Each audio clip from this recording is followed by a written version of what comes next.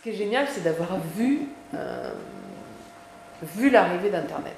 Alors, vous êtes né complètement dedans, mais moi, je me souviens, donc, quand j'ai commencé, je vous parle en 1989, donc, je me souviens que il y avait encore dans les rédactions des gens qui ne savaient pas utiliser un ordinateur. Ça paraît tout à fait incroyable pour des journalistes, mais des gens d'ailleurs, c'était extraordinaire. J'ai des souvenirs d'avoir vu en reportage Jean Lacouture, donc vous voyez peut-être le nom, c'est un très grand journaliste. Jean Lacouture, par exemple, évidemment, il n'aurait jamais tapé sur un ordinateur, mais en revanche, il tapait à la machine. Et mieux encore, il dictait ses papiers de chic. C'est-à-dire qu'il était en reportage, et je me souviens le soir, on le voyait à l'hôtel, il était là, il prenait au téléphone une sténo, donc ce qui déjà dans ma génération n'existait plus, puisque moi j'ai envoyé mon papier par ordinateur, mais les gens de la génération d'avant, ils faisaient encore ça. Et je les voyais, ils étaient à côté de moi. Et lui, il était debout, et il avait ses notes comme ça, ses notes non rédigées, et il dictait de chic un article, je peux vous dire, formidable. Très très bien écrit, extraordinaire.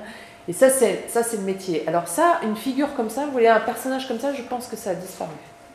Je pense que ça a disparu. Mais, donc, après, on a vu arriver Internet, et donc, la presse a mis quand même bien 15 ans avant de comprendre ce que ça allait bouleverser. Donc quand j'ai débuté, si vous voulez, on n'imaginait pas ce qui, en fait, a surgi assez peu de temps après. Moi, j'ai débuté en 89, et Internet a vraiment changé les journaux, si vous voulez, en 2000. Donc, 10 ans après. Vous voyez ? C'est pas beaucoup. Mais ça, par exemple, on ne l'imaginait pas. Alors que si j'avais été très branchée sciences et nouvelles technologies, évidemment, j'aurais su que ça allait arriver. Mais ce n'était pas du tout encore dans le domaine public. Donc peut-être qu'aujourd'hui, on n'imagine pas ce qui se passera dans 10 ou 15 ans et qui va...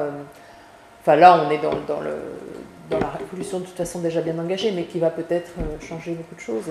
Par exemple, moi, à mon époque, on croyait beaucoup, je me souviens quand j'ai débuté, on croyait beaucoup quand Internet vraiment est arrivé, on croyait beaucoup qu'on allait avoir des journaux sur des espèces de supports mous dans lesquels, justement, je ne sais plus comment ça s'appelait d'ailleurs à l'époque, vous voyez, j'ai complètement oublié. Mais moi, je croyais fermement que ça allait marcher, ça. Que certes, le papier disparaîtrait, mais qu'on aurait une espèce de feuille molle connectée et qu'on pourrait lire le journal comme ça et donc continuer le feuilletage. En fait, ça s'est appelé le smartphone. En fait, c'est devenu le smartphone. Mais vous voyez, à l'époque, on imaginait plutôt le format déjà plus grand. Ça, enfin, moi, je suis amatrice de science-fiction, donc c'est toujours amusant de voir comment on imaginait un monde et comment il s'est...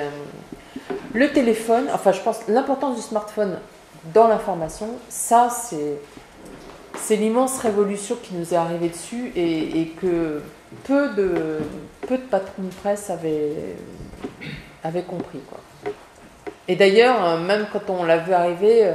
moi, j'étais convaincue que mes papiers, ça serait la fin de mon métier. C'est-à-dire que mes longs papiers sur smartphone, ce serait la mort. Et c'est pas vrai. Les gens lisent sur smartphone des longs papiers.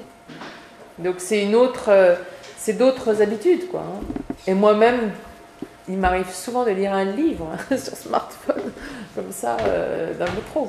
Donc vous voyez, il y a 15 ans, je vous aurais dit... ou il y a 10 ans, je vous aurais dit c'est impossible.